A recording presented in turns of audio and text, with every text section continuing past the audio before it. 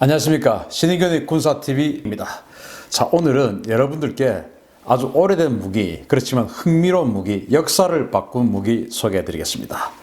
헐, 저게 뭐야? 세계 최초의 탱크 마크 1 소개해 드리겠습니다.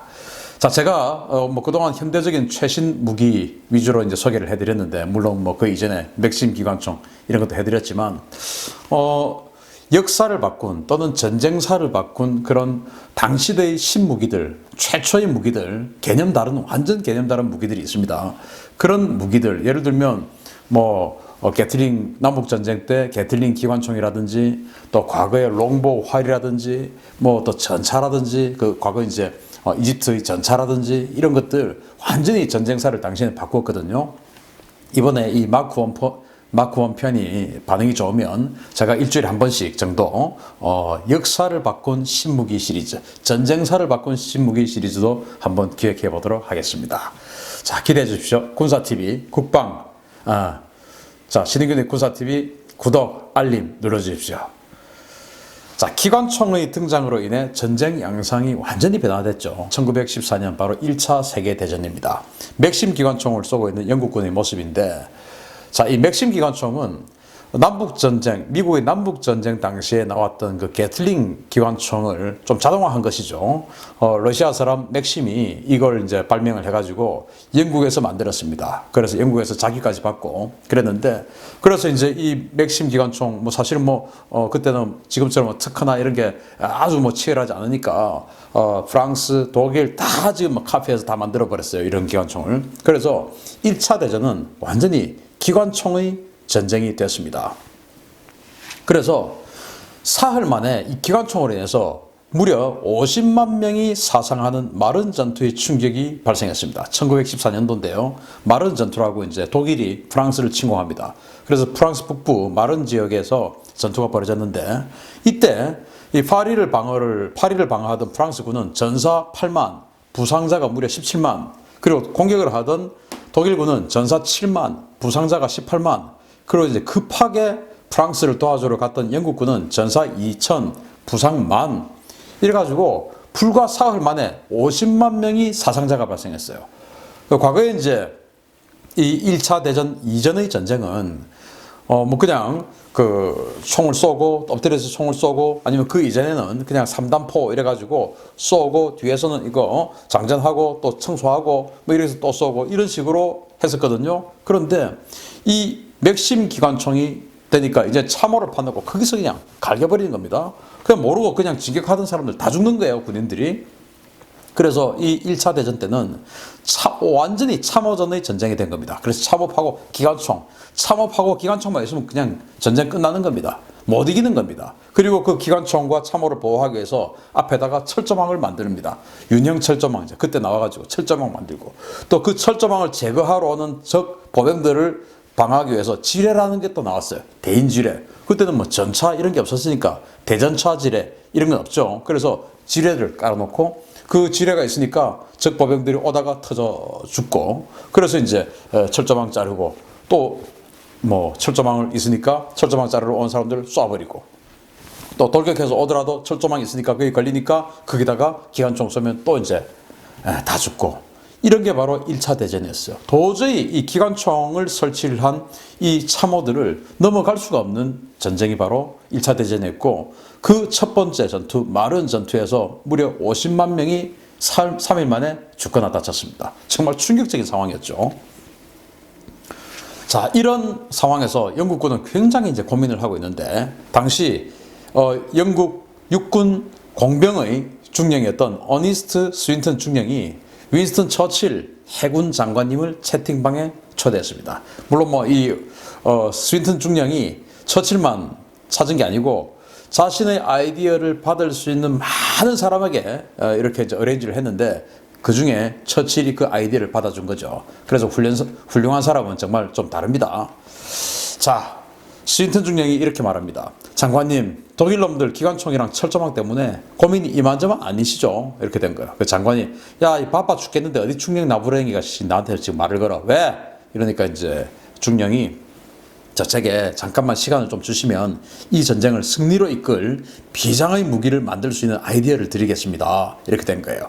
그래서 처칠이 뭔데? 너 쓸데없는 소리 하면 영창이다? 이제 이렇게 됐어요. 그래서 이제 스윈턴 중령이 저 미국이 농업용으로 만든 궤도 트랙터라는 물건이 있는데 그게 모든 지형을 극복할 수 있으니까 거기다가 장갑이랑 무장만 좀 달면 기관총과 참호 얼마든지 극복 가능합니다. 이런 거예요. 그래서 처칠이 헐, 너 천재인데? 이래가지고 이제 야, 얘 지금 말한 거 이거대로 해서 만들어.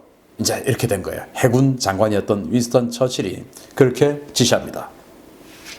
그래서 이런 비밀 병기 개발을 위한 첫 사업 육상전함위원회가 해군에 결성이 됐어요. 해군에 왜 처칠이 해군 장관이니까 육상전함위원회라는 걸 만들어가지고 자 여기 있는 이 코스튬에 있는 이 사람이 스윈턴 아이디어를 낸 스윈턴 중령이에요. 이렇게 해서 이제 1914년에 이 위원회가 결성이 되어서 바로 이 스윈턴 중령이 제안한 그 트랙터에다가 장갑을 바르고 거기다가 기관총을 장착한 그런 무기를 만들기로 합니다. 그래서 만들었습니다.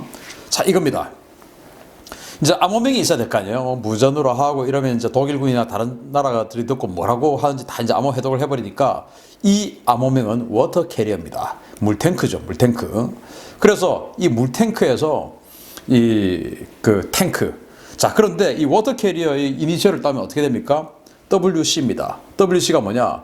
윈스턴 처칠 아닙니까? 그래서 좀 음모론자들은 자, 이거 윈스턴 처칠 자기가 하라고 해가지고 그래서 왠지 자기가 자기 이름 좀 역사에 남기고 싶어가지고 근데 윈스턴 처칠 이러면은 좀 거시기 하니까 워터 캐리어 자기 이름의 이니셜하고 똑같은 거 이렇게 해가지고 WC 라고 암호명을 하라고 했다. 그래서 뭔가 좀 역사에 자기 이름 남기려고 처칠이 그렇게 한 거야 라는 그런 음모론도 있고 또 WC 화장실이다 이래가지고 야 처칠을 이제 역사에 남겨주기도 싫고 또 어떤 사람은 야 화장실 이거 말이 되냐 이래가지고 그러면 그냥 탱크라고 하자. 왜? 워터 캐리어가 물을 싣고 가는 거니까 물탱크 아니냐. 그래서 탱크. 그래서 지금 전차를 탱크라고 부르게 된 첫 계기가 바로 이겁니다. 그래서 전차를 요즘 전차를 하지 않고 영어로 탱크라고 그러죠. 메인 배틀 탱크. 주력 전차를 탱크라고 하지 않습니까? 그래서 미국의 그 농업용 트랙터에다가 장갑을 바르고 거기다가 이제 기관총 싣고 해서 이제 이렇게 만들었어요. 중량은 18톤. 엔진 출력은 당시 가솔린 엔진으로 낼 수 있는 최대 출력입니다. 105마력. 그리고 승무원은 5명입니다. 자, 그런데 문제는 이게 이제 덩치가 작으니까 참호를 넘어갈 수가 없는 거예요. 당시 참호는 요즘 우리 한국이 생각하는 참호는 뭐 요만한데 폭이 당시 영국이나 프랑스 또 독일 이런 1차 대전 때 쓰던 참호는 폭이 아주 넓었어요. 왜냐? 그 참호에서 먹고 자고 생활까지 다 해야 되니까 참호가 아주 넓었고 거기에는 보급품도 다 있었고 또 그 보급품을 수송할 수 있는 수레가 왔다 갔다 할 수 있어야 되고 그러다 보니까 참호가 대단히 넓었습니다. 그러니까 이 참호를 돌파하려고 쑥 들어가면 참호에 그냥 쿡 박혀버리는 것이죠. 왜? 이 참호의 폭보다 한참 더 이 전차가 넓어야 더 길어야 이게 뒤의 무게에 의해서 계속 궤도는 번쩍 들려있는 상태에서 참호를 돌파하게 되는데 이게 이제 짧다 보니까 궤도가 뒤에 간당간당 걸려있는 상태에서 앞으로 확 거꾸려져 버리고 참호를 그 이상은 나올 수가 없는 거예요. 이렇게 나와야 되는데 이게 안 되는 겁니다. 그래서 야 이거 안 되겠구나 해가지고 더 길게 만들자. 길게 만들어서 참호를 타넘을 수 있게끔 참호에 훅 빠지지 않게끔 만들자. 지금 우리가 생각하는 참호 정도야 이런 거로 충분히 되죠. 그런데 당시 참호에서 생활을 다 했기 때문에 그 참호는 너무너무 넓었어요. 그래서 참호에 처박히지 않고 그냥 참호를 타넘고 지나가면서 옆으로 기관총 쏘는 그런 거 한번 만들자 해서 만들었어요. 1년여의 연구 끝에 만든 게 바로 마크 1입니다. 이게 바로 세계 최초의 전차, 세계 최초의 탱크입니다. 길게 만들다 보니까 참호가 좀 있어도 이 뒤에 있는 이 부분이 땅에 걸려 있고 앞에 있는 이 부분이 참호를 이제 타넘게 되죠. 그래서 앞은 이렇게 살짝 들리게 만들었습니다. 왜? 참호의 뒷부분에 탁 걸리더라도 훅 타넘고 지나가게끔 좀 앞은 좀 들리게 만들었고 이렇게 만들었어요. 자, 그래서 중량은 28톤입니다. 엔진 출력은 아까 그 탱크하고 똑같이 105마력입니다. 그리고 이제 승무원은 8명이에요. 이 8명인데 그 중에서 4명은 무장을 운용을 하고 4명은 조정을 합니다. 이 조정은 뭐냐? 전차장이 있고 그리고 조정수가 있죠. 그런데 지금은 우리 탱크, 장갑차 이런 궤도형 차량들이 좌측과 우측 궤도의 속도 조절해가지고 방향을 이렇게 조절하지 않습니까? 이쪽 궤도를, 오른쪽 궤도를 더 빨리 돌리면은 왼쪽으로 틀려지죠? 뭐 이런 식으로 이제 조절을 하는데, 처음 이 마크 1은 그런 개념이 없었어요. 그런데 방향을 조절해야 되지 않습니까? 어떻게 조정하냐? 뒤에 이렇게 바퀴가 달려 있습니다. 그래서 한 두세 명이 뒤에 가가지고 수동으로 이 바퀴를 이렇게 틀면 이제 뒤에서 이제 방향을 조절하는 것이죠. 바퀴를 이렇게 틀어가지고, 그렇게 해서 요 바퀴 틀기 위해서 뒤에서 두세 명이 조절하고 앞에 이제 조정하는 사람 한 명, 그리고 전차장, 그리고 무장은 6파운드 포, 그러니까 이제 6파운드가 미국 기준으로 따지면 57mm 포 양쪽에 해서 두 문, 그리고 기관총 3정 이렇게 돼 있고, 이걸 이제 메일, 피메일 이렇게 해가지고 수컷과 암컷 시리즈를 만들었어요. 이 57mm 포가 없는 그냥 기관총만 5정이 있는 암컷 버전, 그리고 수컷 버전은 57mm 포가 양쪽으로 해서 두 문이 있는 겁니다. 이렇게 해서 만들었어요. 그래서 이야, 이거 너무 좋아, 이거 한번 해보자, 좋다, 땡큐 해가지고 이제 이거를 양산하게 됐고, 자, 그런 상황에 실전 데뷔를 합니다. 바로 심리적 충격을 줍니다. 독일군에게. 심리적 충격은 성공했지만 뭐 작전적 효과는 사실 좀 글쎄, 좀 실패에 가까운 그런 첫 데뷔였어요. 1916년 9월 15일 날 첫 데뷔를 했는데, 이때가 뭐냐? 바로 정말 유명한 쏨 전투라는 전투입니다. 이 쏨 전투는 거의 뭐 인류 역사상 가장 많은 사상자가 발생한 전투입니다. 바로 1916년 7월 1일에서부터 11월 18일까지 이제 프랑스의 그 쏨강 유역에서 일원에서 이제 벌어진 전투인데요. 베르당 전투와 더불어서 세계 1차 대전 최악의 사륙전으로 평가되는 전투입니다. 영국군의 대공세로 실시됐으나 공세 첫날 58,000명의 사상자가 발생했고, 4개월 남짓한 전투 중 양측 전사자가 무려 31만 명, 부상자가 90만 명을 기록한 전투입니다. 그러니까 4개월 남짓한 이 전투 중에서 무려 121만 명이 죽거나 다쳤습니다. 정말 어마어마한 그런 희생을 기록한 그런 전투인데, 바로 기관총 때문이었어요. 참호의 기관총 때문에.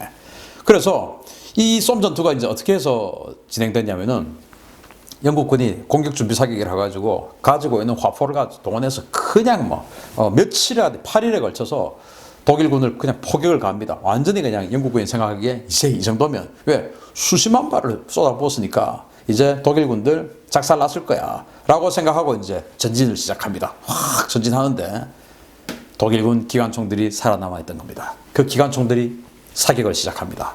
그래서 2개 분대가 한 개 대대를 격파했다, 이런 기록도 있고요. 그래서 독일군들이 기관총에 의해서 58,000명의 영국군이 개전 첫날 죽었습니다.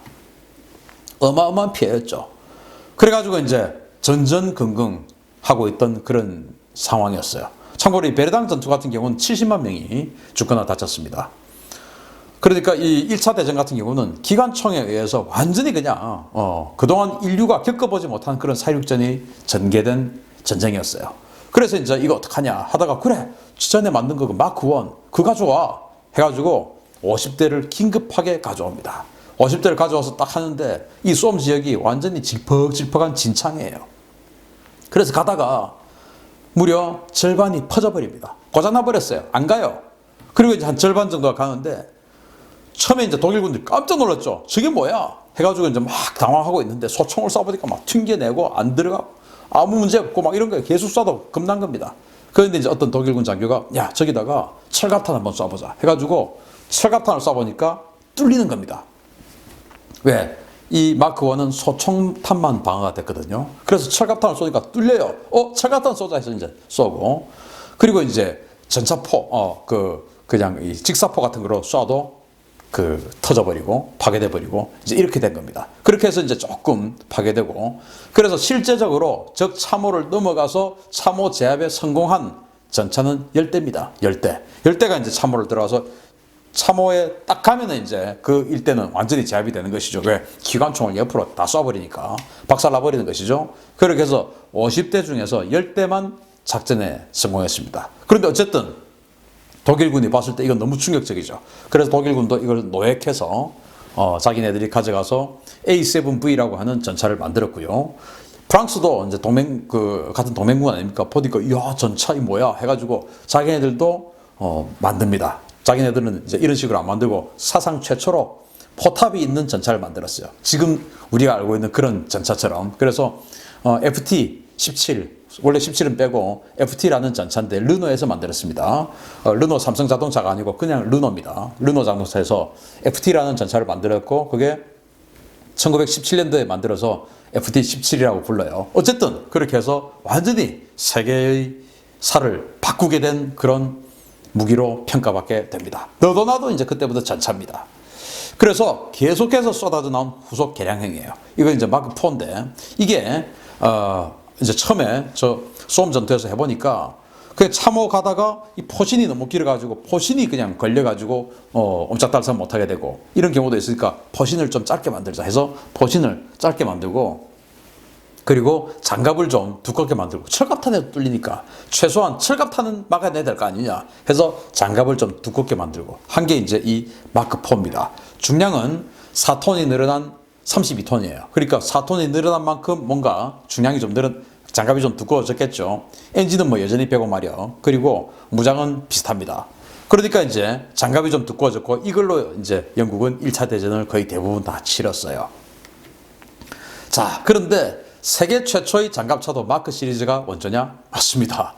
이거는 이제 마크 9이라는 전차인데 그래서 이제 당시에 이 보병들은 어떻게 했냐? 전차가 앞에 가면 그 뒤에 이제 쫄쫄쫄 따라가는 겁니다. 왜? 앞에서 기관총이 막 날아오는데 전차 뒤에만 따라가면 안전하잖아요. 물론 옆에서 저쪽에서 이쪽으로 쏘는 건 어쩔 수 없지만 그래서 저쪽에서 사선으로 쏘는 전차 그 기관총에 대해서는 전차 뒤에 쫄쫄 따라가도 이거 안 되는 겁니다. 그래서 어떡하냐 하다가 야 그러면은 저 전차에다가 사람을 많이 태우면 어떻겠냐 해가지고 이 전차를 아주 길게 만들었어요. 그래가지고 중량은 27톤, 뭐 포나 이런 게 없으니까 그냥 중량은 27톤이에요. 여기다가 사람을 보병을 30명을 집어넣습니다. 그렇게 해서 이제 참호를 뚫고 돌파를 해가지고 거기다가 보병을 내려서 이제 쏘는 것이죠. 그래서 승무원은 역시 4명이고 보병 30명을 태운 이 마크 9 전차를 또 영국이 만들었으니까 영국이 세계 최초의 전차 그리고 세계 최초의 보병 장갑차를 만든 그게 다 이 마크 시리즈다. 이렇게 보시면 되겠고요. 여담인데 독일이 이제 2차 대전 마지막에 이제 베를린을 러시아 소련군에게 이제 함락을 당할 때 그 전에 이제 1차 대전 때 노획한 이 마크 4 전차를 베를린의 박물관에 갖다 놨었어요. 그런데 이제 소련군들이 막 밀고 들어옵니다. 베를린으로. 그러니까 어떡합니까? 이제 무기는 다 떨어졌죠. 그래서 박물관에 있던 이 마크 4 전차를 1차 대전 때 쓰던 마크 4 전차를 끄집어 내가지고 이걸 갖고 싸웠다고 합니다. 그런데 소련군들이 깜짝 놀라, 저 뭐야? 왜? 본 적도 없는 그런 무기가 지금 나오니까. 그러다가, 소련군 T-34 이런 탱크한테 박살이 나는 것이죠. 그 정도로 마지막의 2차 대전 독일의 마지막은 참 비참했다라고 합니다. 자, 시대를 앞서갔던 발상의 혁신입니다. 현대 전차의 원조, 마크 1이죠. 자, 지금 현재, 이 영국의 최신의, 현재 영국 육군이 사용하고 있는 100년 후의 2019년, 그러니까 이건 1917년, 15년 이때 나왔던 것이고, 이거는 이제 2017년 아닙니까? 19년 아닙니까? 이제 100년 후인데, 이제 이 챌린저 2 전차가 영국 전차죠. 야, 무슨 전차가 포탑도 없고 그 따위로 생겼냐? 하고 이제 하고 웃는 거죠. 그러니까 이제 이 마크 1이, 야, 이 자식아, 내가 네 시조다 고조 할아버지다, 이 자식아. 절 안 해? 이제 이렇게 된 거예요. 그래서 영국이 정말 당시에는 이제 세계 최강국이었으니까 시대를 앞서갔던 무기들을 1차 대전 때 만들었고, 참호전, 정말 처참한 전쟁이었습니다. 제가 앞으로 뭐 쏘움 전투라든지 뭐 베르당 전투라든지 이런 것과 더불어서 여러 가지 전투, 전쟁사, 또 무기와 관계된 이런 것도 앞으로 준비해서 여러분들께 소개해 드리도록 하겠습니다. 마치겠습니다. 감사합니다.